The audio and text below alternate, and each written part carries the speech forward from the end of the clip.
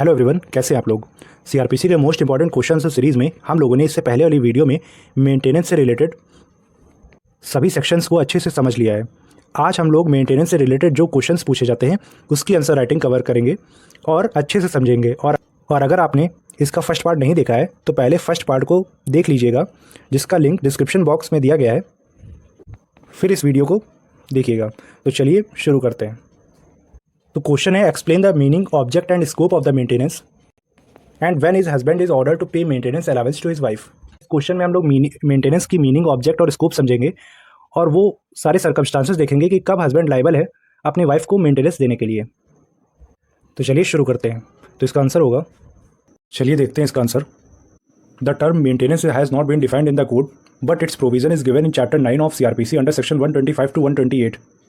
CrPC में maintenance की specific definition नहीं दी गई है, लेकिन इसका प्रोविजन चैप्टर 9 में सेक्शन 125 से 128 में दिया गया है।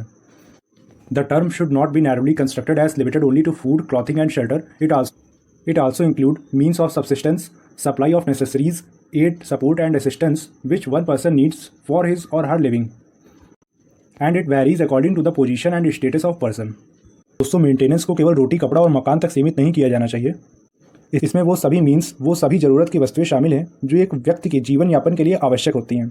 ये व्यक्तियों की स्थितियों के अनुसार बदलता रहता है कि किस पार्टिकुलर पर्सन को कितनी मेंटेनेंस की आवश्यकता है, ये कोर्ट देखती है और उसी हिसाब से कोर्ट उनको मेंटेनेंस दिलवाती है। चलिए अब इसका ऑब्जेक्ट देखते हैं।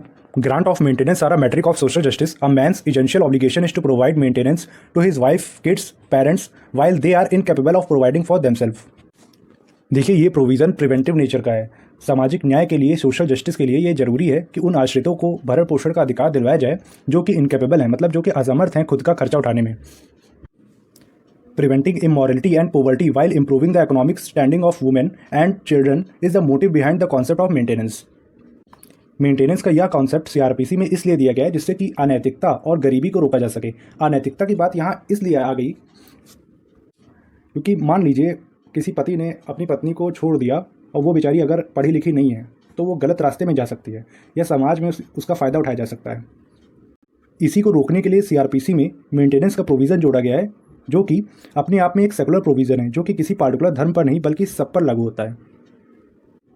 तो महिलाओं और बच्चों की आर्थिक स्थिति में सुधार करना ही भरण पोषण का ऑब्जेक्ट है। इसका यही मोटिव है। The CRPC requirements obligate a person to fulfill the moral duty to which he owes to his wife, children and parents.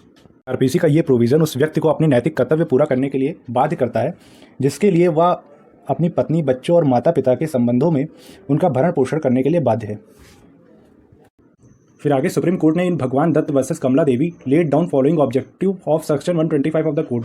तो भगवान दत्त वर्सेस कमला देवी के केस में सुप्रीम कोर्ट ने सेक्शन 125 का उद्देश्य बताया कि सेक्शन 125 में जो मेंटेनेंस प्रोवाइड किया जाता है वो सिविल कोर्ट द्वारा प्रोवाइड रेमेडी से ज़्यादा इफेक्टिव और स्पीडियर इन नेचर है। The remedy under section 125 is speedier and economical than the remedy enforced by way of civil court, so it will be beneficial for needy person. तो ज़रूरतमंद लोगों के लिए CrPC में सेक्शन 125 एक speedier in nature provision है, जो कि सिविल कोर्ट द्वारा प्रोवाइड रेमेडी से ज़्यादा इफेक्टिव है और ज़्यादा। सेकेंड ऑब्जेक्ट है, it aims at preventing destitution, vagrancy leading to commission of crime. और दूसरा ऑब्जेक्ट सुप्रीम कोर्ट ने यह बताया कि इसका उद्देश्य है अपराध करने की और ले जाने वाली गरीबी और आवारागर्दी को रोकना है। चलिए अब इसका स्कोप देखते हैं। The proceeding under section 125 is summary in nature.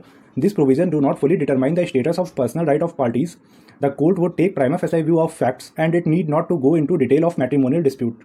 जो सेक्शन 125 में जो प्रोसीडिंग चलती है वो समरी नेचर है, मतलब इसमें कोर्ट डिटेल मैट्रिमोनियल डिस्प्यूट नहीं देखती और ना ही इसमें कोर्ट दोनों पार्टीज़ के पर्सनल राइट से मतलब रखती है। इसमें कोर्ट दोनों पार्टीज़ की डिस्प्यूट को प्राइमा फेसाई देखेगी और मेंटेनेंस प्रोवाइड करवा देगी। तभी ये सेक्शन स्पीडियर इन नेचर है, क्योंकि इसमें कोर्ट कंप्लीट ट्रायल में नहीं जाकर समरली प्राइमा फेसाई केस को समझकर मेंटेनेंस प्रोवाइड करवा देती है, भले ही पार्टीज़ के पर्सनल लॉ में मेंटेनेंस प्रोवाइड हो या ना हो। फिर in Nandlal Mishra versus Kanhaiyalal Mishra, Supreme Court held that the relief given under this chapter is essentially civil in nature. However, the finding of the magistrate are not final and the parties can legitimately aggregate their right in a civil court even after the order of magistrate. इस case में supreme court ने section 125 में जो relief provide की जाती है उसे civil in nature का माना। हालांकि मजिस्ट्रेट की जो फाइंडिंग होगी, जो भी उन्होंने निष्कर्ष निकाला है, वो आदेश, वो ऑर्डर अंतिम ऑर्डर नहीं होगा। मतलब पार्टीज़ अगर चाहे तो उनके बीच जो भी मैट्रिमोनियल डिस्प्यूट है उसके लिए सिविल कोर्ट में वो केस लड़ सकती हैं। मतलब मजिस्ट्रेट के ऑर्डर के बाद भी दीवानी अदालतों में अपने अधिकारों के लिए पार्टीज़ वैध रूप से विद्रोह कर सकती हैं, मतलब केस लड़ सकती हैं, और बाद में सिविल कोर्ट जो भी फैसला दे वो उन पर लागू हो जाएगा। लेकिन तब तक के लिए पार्टी सीआरपीसी के सेक्शन 125 के तहत मेंटेनेंस की मांग कर सकती हैं। अच्छा, आप देखते हैं कि वो कौन सी स्थिति हैं जहां हस्बैंड लाइबल है अपनी वाइफ को मेंटेनेंस देने के लिए। When husband is liable to maintain, तो section 125 clause 1A of the code provide for maintenance of wife by her husband. Section 125 का सब क्लॉज 1A में वाइफ को मेंटेन करने की बात की गई है हस्बैंड के द्वारा। देखिए, मेंटेनेंस के सारे सेक्शन इससे पहले वाली वीडियो में, जिसका फर्स्ट पार्ट है, मैंने अच्छे से समझा दिया है, तो आप उसको देखिएगा, उसको देख लीजिए, फिर आप ये वाली वीडियो देखिएगा, क्योंकि इसमें मैंने सारे सेक्शन आपके क्लियर करवा दिए हैं। ठीक है, अब आगे देखते हैं। Section 125 lays down following circumstances when husband is liable to maintain his wife. तो सेक्शन 125 में वो सर्कमस्टांसेस दिए गए हैं जिसमें हस्बैंड लायबल है अपनी वाइफ को मेंटेन करने के लिए, जिसमें से पहला है he must have sufficient means. उसके पास पर्याप्त साधन होने चाहिए जिससे वह अपनी पत्नी का भरण पोषण करे। The husband must have sufficient means to maintain his wife even if he is insolvent or a beggar or a minor. He must support his wife as long as he is liable bodied and has a potential to earn. देखिए, पति के पास अपनी पत्नी के भरण पोषण के लिए पर्याप्त साधन होने चाहिए, यानी भले ही वह दिवालिया हो या भिखारी हो या नाबालिग हो, जब तक वह सक्षम है और कमाने की क्षमता रखता है तब तक उसे अपनी पत्नी का भरण पोषण करना पड़ेगा। ऐसा इसलिए भी है क्योंकि कभी कभी क्या होता है, जैसे ही हस्बैंड को पता चलता है कि उसकी वाइफ उसे मेंटेनेंस मांगेगी, कोर्ट में मेंटेनेंस की मांग करेगी, तो वो हस्बैंड अपनी जॉब छोड़कर घर बैठ जाता है जिससे उसे मेंटेनेंस ना देना पड़े। तो इसी को रोकने के लिए प्रोविज़न में ये जोड़ा गया है कि ज़रूरी नहीं है कि उसके पास जॉब हो या अगर उसके पास अर्निंग के और भी रिसोर्सेज हैं तो भी वो मेंटेनेंस देना पड़ेगा उसे, या फिर अगर वो एबल है कमाने के तो भी उसे मेंटेनेंस देना पड़ेगा अपनी वाइफ को। फिर आगे केस है सुप्रीम कोर्ट ने बसंता कुमारी वर्सेस शरद कुमार में the means contemplated here is not confined to visual mean only like land, income, property etcetera. If a person is capable of earning then he must be held liable to maintain. Supreme court ने इस case में sufficient means को define करते हुए ये बोला है कि ज़रूरी नहीं है कि उस इंसान के पास लैंड हो, ज़मीन हो या फिर इनकम हो या प्रॉपर्टी हो। अगर वो एबल है, अगर वो कैपेबल है अर्निंग के, तो भी वो लायबल है अपनी वाइफ को मेंटेन करने के लिए। ठीक है, अब आगे देखते हैं नेग्लेक्ट और refusal to maintain. There is duty upon the husband to maintain his wife and failure और omission to perform such duty without just cause entitled to wife the claim maintenance under section 125. Also, a husband who makes it difficult for the wife to live with him and who fails to maintain her wife and she lives elsewhere, he is said to neglect or refusal to maintain his wife. तो इसमें कहा गया है कि पति का कर्तव्य है कि वह अपनी पत्नी का भरण पोषण करे और बिना किसी कारण के इस तरह से कर्तव्य को निभाने में असफल या चूक करने पर पत्नी के पास राइट है कि वो सीआरपीसी के सेक्शन 125 में भरण पोषण के लिए दावा कर सकती है। और आगे सेक्शन 125 में ये भी राइट वाइफ को दिया जाता है कि अगर हस्बैंड ने वाइफ का जीना मुश्किल कर दिया है और वाइफ के लिए उसके साथ रह पाना मुश्किल हो गया है और वो कहीं और रहने लगती है, तो इस ग्राउंड पर भी वो मेंटेनेंस की मांग कर सकती है और हस्बैंड उसको मेंटेनेंस देने से मना नहीं कर सकता।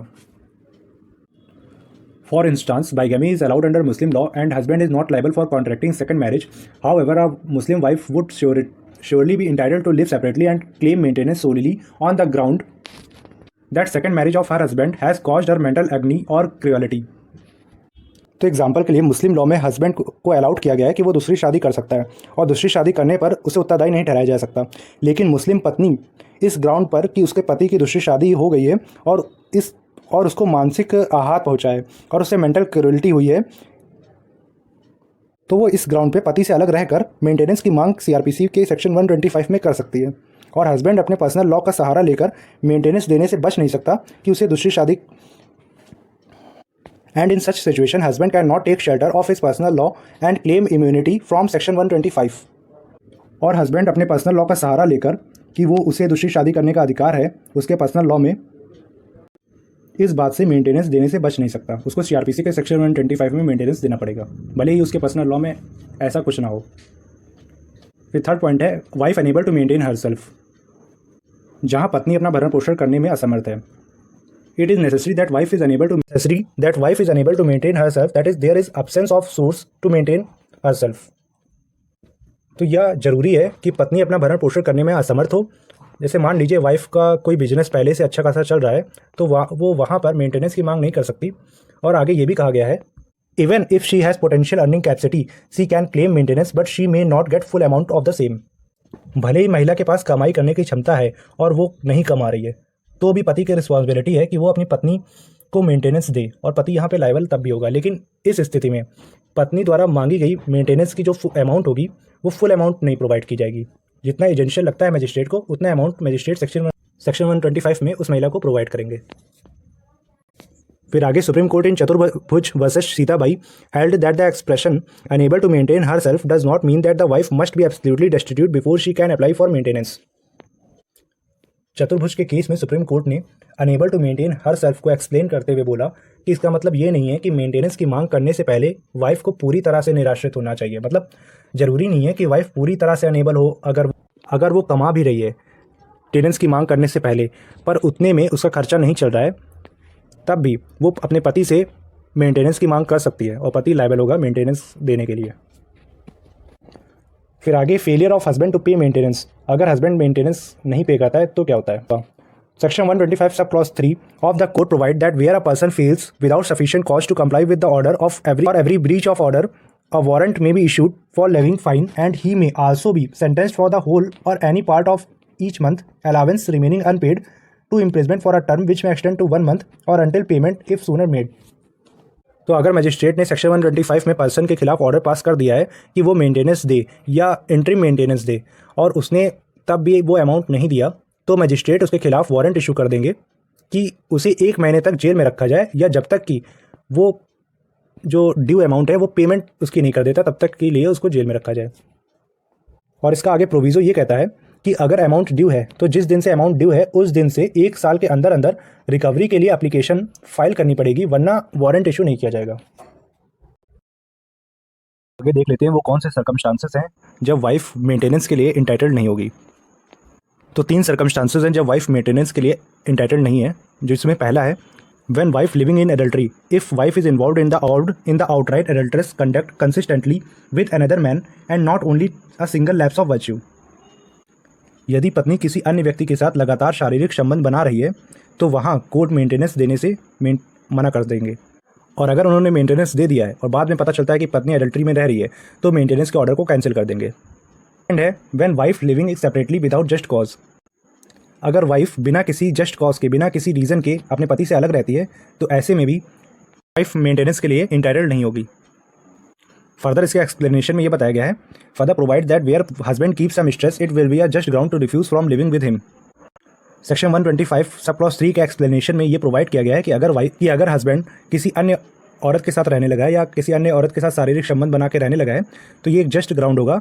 इस ग्राउंड पे पत्नी अपने पति से अलग रह सकती है और मेंटेनेंस की मांग कर सकती है। और थर्ड पॉइंट है when wife living separately by mutual consent. If husband and wife are living separately by mutual consent the latter is disentitled from claiming maintenance. A divorced wife is not covered under this exception. अगर husband wife दोनों आपसी सहमति से अलग हुए हैं तो इस ग्राउंड पे वाइफ को मेंटेनेंस नहीं दिया जाएगा, लेकिन इस एक्सेप्शन में डिवोर्स्ड वाइफ शामिल नहीं है। डिवोर्स्ड वाइफ मेंटेनेंस के लिए इंटाइटल्ड है। फिर आगे सुप्रीम कोर्ट ने इन वनमाला वर्सेस HM रंगानाथ भट्ट में held that wife who obtained divorce by mutual consent can not be denied maintenance by virtue of section 125 clause 4। इस केस में सुप्रीम कोर्ट ने कहा कि डिवोर्स्ड वाइफ सेक्शन 125 क्लॉज 4 में मेंटेनेंस के लिए इंटाइटल्ड है। उसको इस ग्राउंड पे मेंटेनेंस देने से मना नहीं किया जाएगा कि वो म्यूचुअल कंसेंट से डिवोर्स्ड हुआ है। ओके, तो ये आपका क्वेश्चन कंप्लीट हो गया, तो आप इसको पूरा नोट डाउन कर लीजिए, और दोनों ही पार्ट आपके लिए इंपॉर्टेंट है तो आप दोनों पार्ट को देख लीजिए, ठीक है, और इसको नोट डाउन कर लीजिए। ये क्वेश्चन बहुत ही इंपॉर्टेंट है, ये ना केवल PCJ में APO और आपके सेमेस्टर एग्जाम्स में भी पूछा जाता है। तो होप करता हूँ आपको अच्छे से समझ आ गया होगा। तो मिलते हैं नेक्स्ट वीडियो में एक दूसरे इंपॉर्टेंट क्वेश्चन के साथ। Thank you.